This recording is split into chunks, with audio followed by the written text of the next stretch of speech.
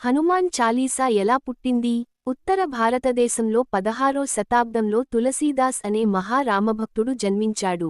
ప్రజలు ఆయన్ను వాల్మీకి మహర్షి పునర్జన్మగా నమ్మేవారు. భవిష్యత్తు పురాణంలో కూడా శివుడు పార్వతీదేవికి, కలియుగంలో వాల్మీకి అంశంతో తులసీదాస్ అనే భక్తుడు రామకథను స్థానిక భాషలో ప్రచారం చేస్తాడు అని చెబుతాడు అని ఉంది. తులసీదాస్ రాసిన రామచరితమానస్ అనే గ్రంథం హిందీ భాషలో ఉంది. అది అప్పట్లో సంస్కృతం చదవలేని కోట్లాది మంది ప్రజలకు రామాయణాన్ని సులభంగా అర్థమయ్యేలా చేసింది. ఆయన వారణాసిలో నివసిస్తూ, ఎప్పుడూ రామనామంలో లీనమై ఉండేవారు.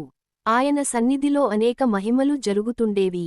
ఆయన ద్వారా చాలామంది ఇతర మతస్థులు కూడా రామభక్తులయ్యారు. ఇది కొంతమంది మతపెద్దలకు నచ్చలేదు. వారు మొఘల్ చక్రవర్తి అక్బర్కి తులసీదాస్పై ఫిర్యాదులు చేస్తుండేవారు. కాని అక్బర్ వాటిని పెద్దగా పట్టించుకోడు. ఒకరోజు వారణాసిలో ఓ బ్రాహ్మణుడు తన కొడుకుకు వివాహం చేశాడు. కాని కొద్ది రోజులకే ఆ యువకుడు అనుకోకుండా మృతి చెందాడు.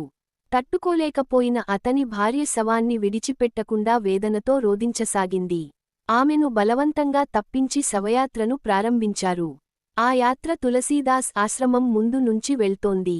ఆమె పరుగెత్తుతూ ఆశ్రమంలోకి వచ్చి, తులసీదాస్ పాదాలపై పడిపోయి కన్నీళ్లు పెట్టింది. తులసీదాస్ ధ్యానంలో ఉండగా కనులు తెరిచి, దీర్ఘ సుమంగళిభవ అని ఆశీర్వదించాడు. ఆమె శవయాత్రను చూపించి జరిగిన విషాదాన్ని వివరించింది.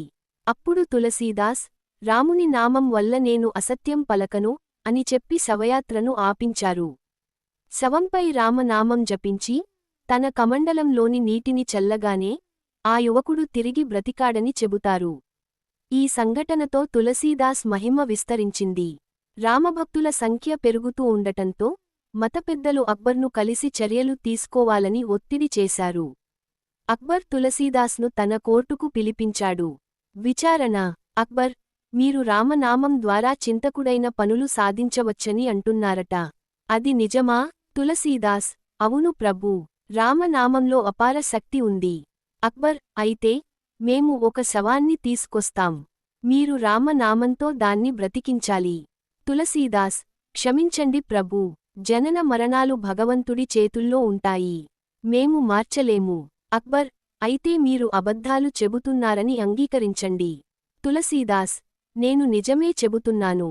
మీకు నమ్మకం లేకపోయినా సరే, నేను రామనామంపై నమ్మకం కోల్పోను. ఆక్రోశించిన అక్బర్ తులసీదాస్ను బంధించాలని ఆదేశించాడు. ఆ సమయంలో వేలాది కోతులు కోర్టులోకి వచ్చి సైనికులపై దాడి చేశాయి. అందరూ భయంతో కదలలేకపోయారు. అదే సమయంలో తులసీదాస్కి సింహద్వారంపై హనుమంతుడు దర్శనమిచ్చాడు. ఆనందంతో ఉప్పొంగిన తులసీదాస్, హనుమంతుని స్తుతిస్తూ 40 పద్యాలు స్తుతించాడు. ఈ స్తోత్రంతో సంతోషించిన హనుమంతుడు, తులసీ, నీ భక్తికి మేం చాలా ఆనందించాం. ఏ వరమైనా కోరుకో అన్నాడు. తులసీదాస్ ఇలా ప్రతిస్పందించాడు: తండ్రీ, నాకు ఎటువంటి వరమూ వద్దు.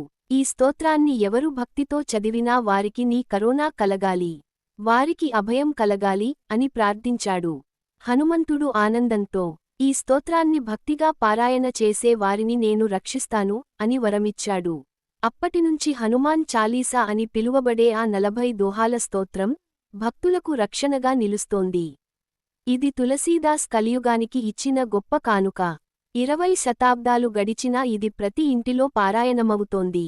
ఆయన వెలిగించిన భక్తిరస జ్యోతి ఇంకా వెలుగుతూనే ఉంది.